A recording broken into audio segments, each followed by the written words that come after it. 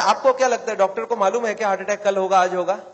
उसको तो ये भी नहीं मालूम 70 है, 80 है या 90 है। क्यों ऐसा बोला जा रहा है? To create a fear. और फियर से क्या होगा फिर? ऑपरेशन के लिए इमीडिएटली, बहुत सारे लोगों को इतना बोलने का जरूरत ही नहीं हो, तो इमीडिएट तैयारी हो जाता है।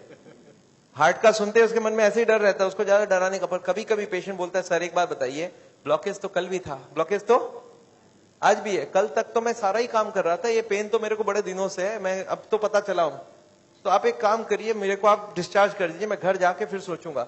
बोला नहीं, आप एक काम कीजिएगा, आप करवट भी लेंगे ना तो हमको पूछ लीजिएगा। पेशेंट बोलता है नहीं सर मैं तो घर जाऊंगा। बोला आप रुकिए, आपके घर वालों से मैं पूछता हूं। अच्छा, घर वाले बाहर कौन कौन वेट कर रहे होंगे? सारा खानदान वेट कर रहा होगा। वहां पे जाके क्या बोलना है कि patient is very critical, any moment he can die. आप बोलो मैं बचाने की कोशिश करूं और जाने दूं। अच्छा, आंसर क्या होगा? वाइफ क्या बोलेगी कि जिंदगी भर इन्होंने मेरे लिए किया, आज मेरे को चांस मिला, आज तो मैं ऑपरेशन। वाइफ बोलती है कोई चीज का भी, कोई भी कंजूसी हमें नहीं करना है, इनको तो बचाना। अच्छा, बेटा मानेगा कि नहीं? एक बेटा बड़ा समझदार होता है, बोलता है डॉक्टर को, डॉक्टर साहब एक बार बताइए, मैंने सुना है कोलेस्ट्रॉल की वजह से ब्लॉकेज होता है, इनका कोलेस्ट्रॉल हाई है, तो क्या करूं कि कोलेस्ट्रॉल कम हो जाए? खाने पीने में क्या क्या चेंज लाना चाहिए? अच्छा, कार्डियोलॉजिस्ट मान जाएंगे इस बात में? वो बोलेंगे you are wasting my time, he is dying and you are talking all this rubbish. अच्छा, तब तक और जितने परिवार वाले बोले नहीं नहीं ऑपरेशन होना ही चाहिए। मेरे एक पेशेंट थे, बोले डॉक्टर साहब मेरे साथ पूरा ऐसे ही हुआ, मैं तो खाली एक बार टेस्ट कराने गया था और उसके बाद वो ऑपरेशन करके ही भेजे मेरे को वापस। मेरे एक और पेशेंट थे, बोले सर मैं फिर भी नहीं कराया, मैं निकल आया। मैं बोला आप निकले कैसे? बोला मैंने बोला मैं तो नहीं कराऊंगा, मुझे घर जाना है। वो बोले नहीं आप घर भी नहीं पहुंचेंगे। मैं बोला मैं लिख के देता हूं, मैं पहुंच जाऊंगा। फिर मैंने लिख के भी दे दिया, फिर भी वो जाने नहीं दिया। फिर मैंने लास्ट बोला, मैंने बोला देखो मैं करने तैयार हूं, पर प्रॉब्लम है मेरे पास पैसे नहीं है, आप फ्री का कोई ट्रीटमेंट हो तो करवा डालो। तब इन्होंने बोला कोई प्रॉब्लम नहीं है, आप घर चले जाओ। फिर मैं जब घर जाने लगा तब फिर से बुलाया उन्होंने, बोला अब आप एक बार बताओ ये इतने पैसे आप कितने दिन में इकट्ठा कर सकते हो? तब मैंने बोला देखिए मुझे प्रॉपर्टी बेच के आना होगा, 2 महीना लगेगा। फिर मुझे 2 महीना उन्होंने टाइम दे दिया। बोला अब कोई प्रॉब्लम नहीं है, 2 महीने बाद ही ऑपरेशन होगा। आपको समझ आ रहा है ऑपरेशन कब रुक सकता है? दिस इज, मैं ये नहीं बोलूंगा सारे जगह एग्जैक्टली यही हो रहा है, पर इसका ही कुछ छोटा मोटा रूप ये हॉस्पिटल का सिस्टम है। पर एक बात मैं जानता हूं, हॉस्पिटल को ये चॉइस देना चाहिए पेशेंट को, देखो the blockage is so much so much so much, these are the reasons. आप देखो क्या चाहते हो, आप अगर अपने आप को बदलोगे तो ऑपरेशन रुक सकती है। आप नहीं बदलना चाहते हो तो मैं ऑपरेशन कर दूं, उसके बाद जाके बदलने का कोशिश करो। But the hospitals don't give chance. उनको मालूम है ये एक मौका है, ऑपरेशन कर लेते हैं, बट उसके बाद भी उनको यही करना पड़ेगा। लाइफस्टाइल चेंज तो पेशेंट को फिर भी करना पड़ेगा। मैं जानता हूं हार्ट के पेशेंट्स को मैं 3 चीज देखते दिखाऊं, एक तो दवाइयां हैं, एक बाईपास और एक एंजियोप्लास्टी। ये दवाइयां मैं आपको एक बार समझाना चाहता हूं दवाइयां क्या काम करती है, और another 10 minutes I will take. देखिए ये ट्यूब है जिसमें कोई ब्लॉकेज नहीं है, और ये 80-90% ब्लॉक है, दिख रहा है आपको? अब ये पेशेंट को चलने से दर्द होता है, एक दवाई ऐसी है जो दवाई देते ये दर्द कम हो सकती है। कौन सी दवाई है? सॉर्बिट्रेट। नाम सुना आपने? क्या करता होगा सॉर्बिट्रेट? देखिए क्या करता है Sorbitrate. This is what is the action of Sorbitrate. क्या हुआ? ट्यूब चौड़ी हो गई, ब्लॉकेज वहीं की वहीं रह गई, ट्यूब चौड़ी हो गई, ट्यूब थोड़ा फैल गया, फैलते क्या हो गया? ब्लड सप्लाई बढ़ गई। पेशेंट बोलता है मुझे अब कोई दिक्कत नहीं है, पर ये दवाई का असर रहेगा 8 घंटे बाद, तो 8-8 घंटे में एक सॉर्बिट्रेट देनी पड़ेगी। एक पेशेंट मेरे को बोला मैं सॉर्बिट्रेट नहीं लेता हूं, मैं मोनोट्रेट लेता हूं। मैं बोला वो भी सॉर्बिट्रेट का ही भाई है। तो ये जितने भी सॉर्बिट्रेट है उनका नाम मैं आपको दिखा सकता हूं, these are all kinds of Sorbitrate and all. ये सब दवाई हम लोग दे देते हैं, सॉर्बिट्रेट, स्मो, आइसोडिल, मोनोट्रेट, नाइट्रोफिक्स, एंजिसेड, इमडूर, वेंजिकॉर, वेसोट्रेट, मोनोट्रेट, सॉर्बिट्रेट, मोनोसॉर्बिट्रेट, नाइट्रोकंटीन, वेसोप्रीन, मोनोस्प्रीन, इस तरह की दवाइयां हम हार्ट के पेशेंट्स को दे देते हैं। एनीवे दवाइयां बहुत सारे तरह की मिलती है। एक होता है हार्ट की ऑक्सीजन की जरूरत को कम कर देता है, इसको बोलते हैं beta blocker, calcium channel blocker, फिर एस इनहिबिटर, ऐसे करके बहुत सारी गोलियां हम लोग हार्ट के पेशेंट्स को दे सकते हैं। I am not going to go into that detail. कुछ ब्लड पतला करने का दवाई भी देते हैं, आपने देखा है नाम, Ecosprin, Colsprin, ASA, Delisprin, Disprin, Clopigrel, Clopilet, Clopivas, Ciruvin, Clavix, Clotrel, Plagerill, Stromex, Deplatt, इस तरह की गोलियां हम लोग देते हैं ब्लड को पतला करने के लिए। पर ये गोलियां देने से भी पेशेंट ठीक नहीं होता है। तो इसके लिए मैं चाहता हूं वो लाइफस्टाइल चेंज करें, अपनी ब्लॉकेज को कम करें कि उनको देने की जरूरत पड़े ही नहीं। अच्छा, ये गोलियां इतनी खाएगी, इसके साइड इफेक्ट्स होती है क्या? अगर साइड इफेक्ट होती है कॉन्स्टिपेशन, तो कॉन्स्टिपेशन की और गोली दूंगा, और एसिडिटी हो जाए तो एसिडिटी की गोली दूंगा, और नींद ना आए तो नींद की गोली दूंगा। अच्छा बताइए, बीमारी ठीक हो रहा है कि नहीं हो रहा है? आई एम नॉट कीन, मैं जानता हूं दवाई आज जरूरत है, पर कल दवाई की जरूरत ना हो उसका बंदोबस्त करना बहुत जरूरी है। इसके बाद चलते हैं, ये एंजियोग्राफी क्या चीज है। हॉस्पिटल में जाते हैं, एंजियोग्राफी करते हैं, और ये एंजियोग्राफी मुझे पसंद क्यों नहीं है मैं आपको बताना चाहता हूं। This is what is the problem with angiography. एक तार आपकी पूरे बॉडी को स्क्रैच करके हार्ट तक लेके जाना है। ये तार यहां से जो घुसेगी, 1 metre wire is inserted into the body till it reaches the heart. It is a blind procedure. Blind मतलब क्या? आप घुसा दो, ये अंदर जाती जाएगी, और अगर अटक गई तो वापस खींच के फिर से ट्राई करना होगा। मतलब वो अंदर स्क्रैच करेगा ही करेगा, पूरे बॉडी को स्क्रैच करती है। वो लिखवा लेते हैं कि अगर हार्ट अटैक हो गया तो मेरी कोई जिम्मेवारी नहीं है, और ये पूरे बॉडी को ये पंक्चर भी कर सकता है। मैंने ऐसे ऐसे पेशेंट देखे हैं कि एंजियोग्राफी के वक्त ही डेथ हो गई। एंजियोग्राफी में पैर को काटना पड़ा अल्टीमेटली, क्योंकि वो पैर की ट्यूब को डैमेज कर दिया। तो एंजियोग्राफी मैं नहीं चाहता हूं। और उसके बाद क्या होगा? इनएक्यूरेसी अबाउट द रिपोर्ट, और उसके बाद pressure from the cardiac doctors for the next operation. Patient को लगता है मेरे को इमरजेंसी हो गया, बट इमरजेंसी प्रिसिपिटेट कराया जा सकता है। एनीवे, ये एंजियोप्लास्टी जो है, ये दो ऑपरेशन, दो चीज वो लोग करते हैं, एक एंजियोप्लास्टी, एक बाइपास सर्जरी। मैं एंजियोप्लास्टी 2 मिनट आपको समझाना चाहता हूं। What is this angioplasty? एक स्टेंट लगाते हैं, सुना आपने नाम? एक रिंग लगा देते हैं हार्ट में। What is this? Let me explain what is this. पिछले 20 साल में ये जो एंजियोप्लास्टी है, ये बार बार फेल किया और बार बार इसको सक्सेस बताया गया। पहले आई थी बेलूनिंग, बेलून एंजियोप्लास्टी।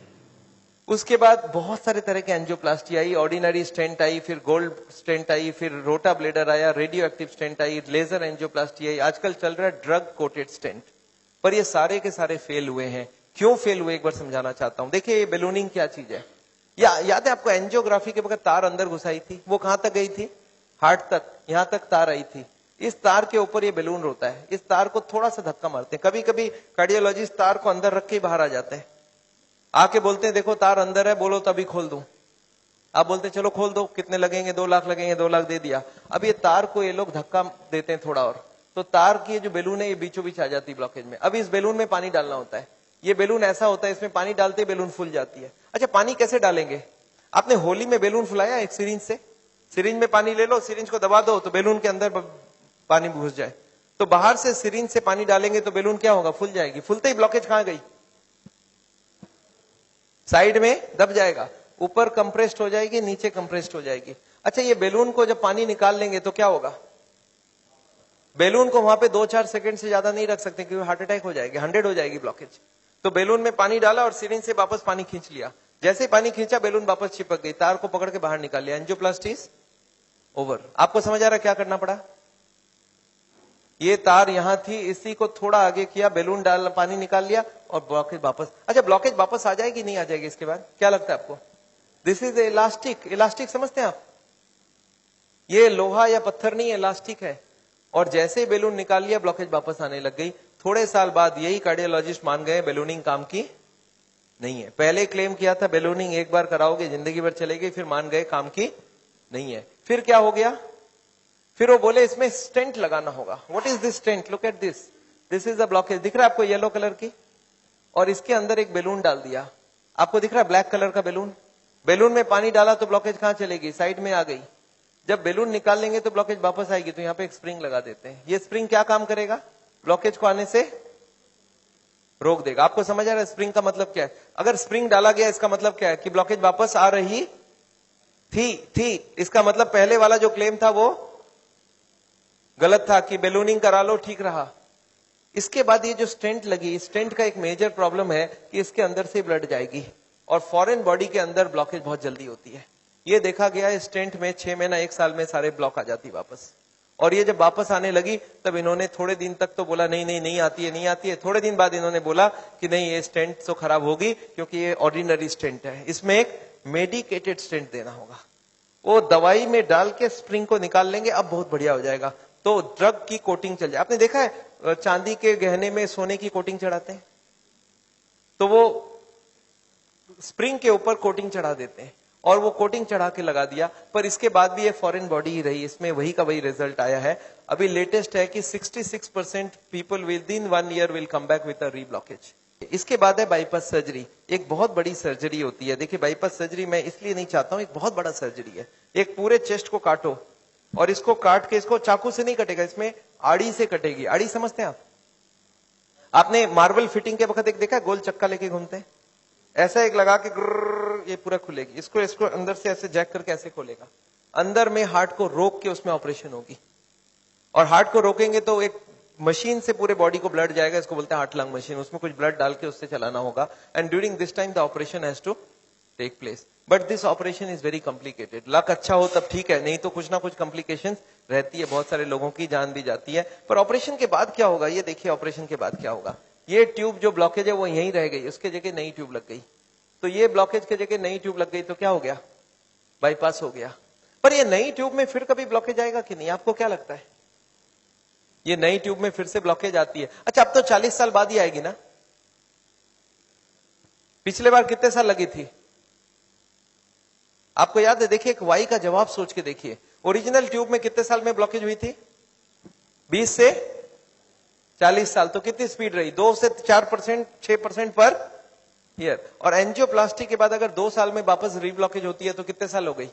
40% per year. और बाईपास के बाद अगर 5 साल में रीब्लॉकेज आती है तो 20% पर ईयर। जो ट्यूब ओरिजिनली 2% की ब्लॉकेज कर रही थी वो अब ऑपरेशन के बाद उसकी स्पीड क्यों बढ़ गया? क्योंकि अब वो ओरिजिनल नहीं रहा। हमारी बॉडी को जब तक ओरिजिनल रखो तब तक अच्छी बात है। हमारे प्राइम मिनिस्टर ने भी 2 बाईपास कराई है, एंजियोप्लास्टी 5 स्टेंट लगाई है। पर मैं जानता हूं उसके बाद भी तो फिर से कराना पड़ा। एक बार कर लिया, दूसरी बार कराए, कब तक करा सकता आदमी?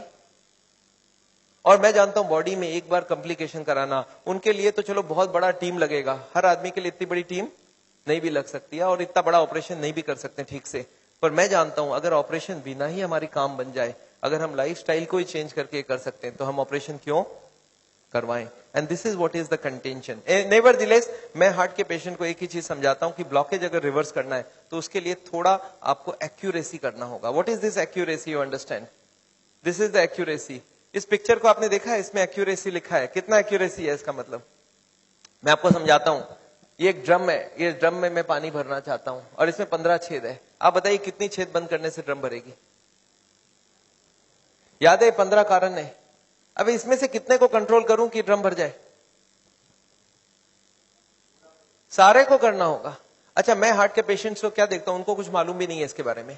वो क्या बोलते हैं, मेरा कोलेस्ट्रॉल कंट्रोल है, ट्राइग्लिसराइड ज्यादा है, शुगर कंट्रोल है, बीपी ज्यादा है। मैं बोला ऐसे नहीं चलेगा, सारे होल बंद चाहिए मुझे। बोलते मैं थोड़ा थोड़ा करूं तो कैसा चलेगा? मैं बोला थोड़ा थोड़ा से काम नहीं चलेगा। बोलते मेरा बीपी कम किया हूं पर पूरा कम नहीं कर रहा हूं, 120 नहीं ला रहा हूं, 140 ही रखा हूं। मैं बोला नहीं चलेगा, मुझे सारे फैक्टर्स एक साथ कंट्रोल चाहिए। हाँ इसके लिए शुगर, बीपी, कोलेस्ट्रॉल, ट्राइग्लिसराइड आपसे कम नहीं हो रहा, मैं दवाई देके कम कर देता हूं। पर स्मोकिंग आपको पूरा ही बंद करना होगा, खाने में तेल आपको बंद करना होगा, एक्सरसाइज आपको करना पड़ेगा, ओवरवेट कम करना होगा, खाना पीना में फाइबर ज्यादा डालना होगा। अच्छा ये सब संभव है क्या लोगों के लिए? यस, क्या प्रॉब्लम है? ये तो सिंपल सी बात है, इसको क्यों नहीं कर सकते? क्यों नहीं सिगरेट बंद कर सकते? क्यों नहीं मीट बंद कर सकते? क्यों नहीं तेल घी छोड़ के आप अलग तरीके से खाना बना सकते हैं? तो all these if you do there is no problem. Nevertheless मैं जानता हूं, एक और छोटा सा चीज आपको बताना चाहता हूं। अभी एक और नई जो टेक्नोलॉजी आ गई है, आदमी को मैं सोचता था बिना काटे कुछ हो सके। ये हमारी कुकिंग की क्लास है, this is a cooking class. मैं हार्ट के पेशेंट्स को ट्रेनिंग देता हूं। This is my dietitian teaching cooking, 0 oil cooking to the patients wives. मैं हार्ट के पेशेंट्स को योगा सिखाता हूं। मैं बोलता हूं कैसे भी करो, योगा करो, आप योगा करने की बहुत जरूरी है। उसके साथ उनको क्या करना चाहिए, क्या नहीं करना चाहिए, कितनी सामान उठानी चाहिए, गाड़ी चलानी चाहिए, स्कूटर चलाना चाहिए, ऑफिस जाओ तो क्या प्रिकॉशन लो, दादर चढ़ो तो क्या प्रिकॉशन लो, आगे कौन सी योगा करो, कब तक करो, कौन सी मेडिसिन लो, कब तक लो। एंड फॉर दिस हाँ मैं एक मैगजीन भी निकालता हूं, इसका नाम है साउल टाइम्स। ये मैगजीन मैं हर महीने निकालता हूं, दिल्ली से निकलती है, हिंदी और इंग्लिश में। अच्छा आपको एक फॉर्म दिया गया है क्या? ऐसा देखिए तो, have you got a form like this? ये फॉर्म में अगर आप अपने नाम एड्रेस भर के देंगे तो आपको ये मैगजीन आगे आपको मिलता रहेगा हर महीने। हिंदी में इंग्लिश में दोनों में मैगजीन है। और इसके साथ एक छोटा सा और क्वेश्चन ये रखा है कि यहाँ पे अगर हम लोग ऐसा कोई कैंप करवाएं, So how many people will be interested to join such a camp? एक दिन का या 2 दिन का ऐसा एक कैंप अगर हम करवाएं तो कोई इंटरेस्टेड हो तो प्लीज फिल इट अप. मेरे को लोग बोलते हैं डॉक्टर साहब इतनी सारी बातें अगर कैसे याद रखूंगा. मैंने बहुत मोटी मोटी किताब लिखी है. आदमी बोलता है सर छोटा सा कुछ दीजिए ना कॉपी. तो मैंने एक ऐसी किताब बनाई है जिसका नाम है पॉकेट गाइड. एक 30 रुपीज की किताब है. कोई 2 घंटा बैठ के पढ़ ले तो जितनी बातें मैंने बताई है सब इसमें लिख के रखा है. So this book I have brought over here. मेरे ख्याल से बाकी बुक्स तो मैं नहीं ला सकता हूं क्योंकि hundreds of books are there. तो मैं ये बुक लाया हूं. कोई को लगता है कि मैं पढ़ना चाहता हूं और कोई को पढ़ाना चाहता हूं. हार्ट के पेशेंट को जरूर पढ़ाइए. 30 रुपीज की गिफ्ट होती है. You can give it to anybody and they will learn things from the book. तो ये बहुत जरूरी है. मैं जानता हूं, मैं ये मैगजीन पिछले 10 साल से रन करता हूं and it is gone all over the world. मैं एक नई टेक्निक आपको इसी वक्त बताना चाहता हूं. There is a new machine which has come which can open the collaterals. देखिए कोलैटरल्स का क्या मतलब है. ये ब्लॉकेज है. बाईपास सर्जरी में क्या करते हैं, एक नई ट्यूब लगा देते हैं. इसमें क्या करते हैं, जो हार्ट की ये ब्रांच है और ये ब्रांच है इनको जोड़ देते हैं आपस में. And there are so many small tubes. जो इसको जुड़ जाए तो ब्लड यहां से आने लगे. ये जो छोटे छोटे ट्यूब है ये मैंने बोला था स्पोर्ट्समैन चालू करके रखते हैं. और स्पोर्ट्समैन चालू कर दिया तो क्या हो गया, उसके पास 2 सप्लाई हो गई. एक तो ये ओरिजिनल है और एक साइड वाली भी है. इसको बोलते हैं कोलैटरल. बैंक में आपने लोन लेते हुए देखा है कभी कोलैटरल्स बोलते हैं. कोलैटरल मतलब क्या, कि ये फेल हो जाए तो दूसरा कोई होना चाहिए. तो ये कोलैटरल्स भगवान ने हमें देके रखा है. ओरिजिनल तो था ही था, एक कोलैटरल भी देके रखा. कभी ये फेल हो जाए तो ये चालू करना. अच्छा ये अगर चालू हो जाए बिना ऑपरेशन के तो इससे अच्छा कुछ नहीं हो सकता. And this is a new machine, new technology which has कम. देखिए हमारे मेडिकल साइंस की टेक्नोलॉजी बिना कांटे वाली टेक्नोलॉजी है. ये देखिए ये ट्यूब्स है जिसमें कोई कोलैटरल्स चालू नहीं है और ये है ट्यूब्स के सारे कोलैटरल्स चालू हो गए. आपको समझ आ रहा है डिफरेंस दोनों के अंदर. ये जो छोटे छोटे कोलैटरल्स है ये हमारे सबके पास है और एक मशीन से इसको या तो स्पोर्ट्स करके चालू कर सकते हैं या तो एक मशीन से चालू कर सकते हैं. ये मशीन क्या करती है सोचिए. ये जैकेट्स लगा दिया हमने कफ में, थाई में, बटक्स में और सारे को एक साथ स्क्वीज कर दूं तो क्या होगा, इसकी ब्लड कहां जाएगी, बॉडी में ही रहेगी पर कहां जाएगी, ये हार्ट के तरफ जाके हार्ट की ट्यूब्स को धक्का देके प्रेशर देके इसको खोलेगी. ये प्रेशर 1-1 घंटे तक 1-1 मिनट इसको हार्ट के संग सिंक्रोनाइज करके दिया जाता है. सिंक्रोनाइज मतलब हार्ट जब पंप करे तो मशीन पंप नहीं करता है. जब हार्ट पंप करके रिलैक्स करने लगे, जब पूरी ब्लड वापस आती है तो वो स्क्वीज करके सारे ब्लड को एक साथ भेजा जाता है. And this goes on. ECG feed होती है कंप्यूटर को. And this machine we have seen now without bypass surgery. आदमी बोलता है मुझे इमीडिएट रिजल्ट चाहिए, तो without bypass this can work very well. तो इसको हम लोग बोलते हैं नेचुरल बाईपास. नेचुरल बाईपास समझ रहे, भगवान ने ऑलरेडी नेचुरल बाईपास हमें दे के रखी है. स्पोर्ट्समैन चालू करके रखा है. तो आप हार्ट के पेशेंट हो, आप चालू करो, आपके पास कोलैटरल आ गई तो ओरिजिनल नहीं भी होगा तो भी काम चल जाएगी. और एक मैं जैसे ही, हाँ एक और ट्रीटमेंट आई है जिसको हम लोग बोलते हैं बायोकेमिकल क्लीनिंग. ये अभी बहुत अच्छी रिजल्ट आ सकती है. कुछ केमिकल अंदर डाल के ब्लड में उसको अंदर से गला लिया जाए. जैसे किचन में आपने सुना नाली जाम हो जाए तो क्या करते हैं हम लोग, कुछ केमिकल डालते हैं अंदर से. तो ये केमिकल की भी ट्रीटमेंट आजकल चल रही है. बट अभी भी इसका रिजल्ट्स हर आदमी में सेम नहीं आता है, but results are still there. बहुत सारे ऐसे पेशेंट है जो 30-40% तक ब्लॉकेज इससे कम हो सकती है. नेवरदिलेस मैं समझता हूं मैंने बहुत सारा लेक्चर आपको दे दिया है. कोई ने मेरे को बोला था एक बार कि डॉक्टर साहब कभी भी किसी को आधे घंटे से ज्यादा लेक्चर मत दिया कीजिए. मैंने बोला क्यों, बोला आपने स्कूल, उसके बाद दिमाग काम नहीं करता है. मैंने बोला क्यों ऐसा बोल रहे हैं, बोलता आपने स्कूल कॉलेज में देखा है कभी भी पीरियड्स 40 मिनट से ज्यादा नहीं रखते हैं, उसमें 5 मिनट आने जाने का वेस्टेज गिन लो, आधे घंटे ही चलेगा दिमाग. मैं बोला पर मैंने देखा आप टीवी देखते हो तो 2-3 घंटा देखते हो एक साथ. बोलते नहीं वो इंटरेस्टिंग हो तो देखते हैं. तो मैं जानता हूं आप हमारे साथ बैठे हैं 2 घंटे के लिए और आपको जरूर इंटरेस्टिंग लगा होगा. मैं फिर से धन्यवाद देना चाहता हूं ये हॉल को अरेंज जिन लोग ने किया उनको, श्री माफत लाल जी को जिन्होंने आपके लिए ये लेक्चर कराया है. और अगर आपको लेक्चर अच्छा लगा तो उनके लिए फिर से एक बार